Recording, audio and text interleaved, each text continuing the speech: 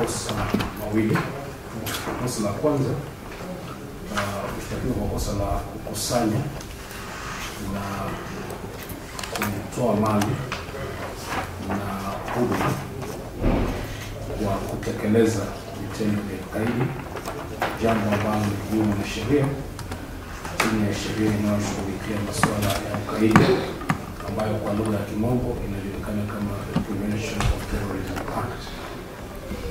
Maelezo kwenye hili shtaka ni kwamba wewe Steven Kibebe Musembi mnamo tarehe 14 mwezi wa 10 mwaka uliopita katika mahali pasipojulikana hapa nchini Kenya kujihusisha na wengine ambao hawajawakilishwa hapa mahakamani,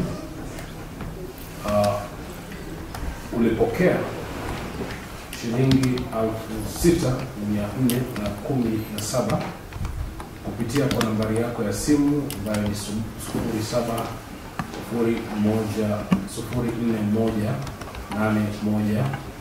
0701041818 ambayo imesajiliwa kwa jina la Nur Azim Isa na nambari ya kitambulisho 3926570, na ulipokea pesa hizo kutoka kwa akaunti ya Binance ambalo ni shirika la kutuma pesa kupitia kwenye mitandao, na msajili wa akaunti hiyo amekutumia pesa hizo. Kitambulisho chake ni 944548425 ambayo inadhaniwa kuwa akaunti hiyo ni ya Islamic State East Africa ambacho ni kikundi cha kikaidi, na inadhaniwa kwamba pesa hizo zilizopokea kwa minajili ya kutekeleza vitendo vya kikaidi. Bwana Steven Kibebe Musembi, kosa jinsi nimesoma, umenielewa? Kwa kweli au sio kweli? Sio kweli.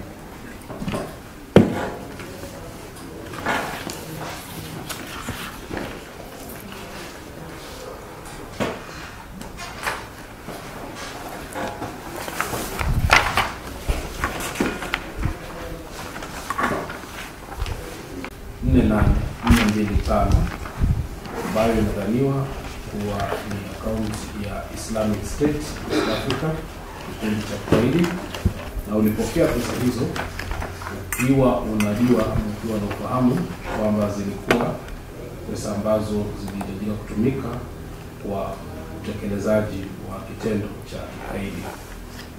Bwana Steven Kibebe Musembi, jinsi ambavyo nimesoma kosa hilo, imeeleweka? Ni kweli au sio kweli?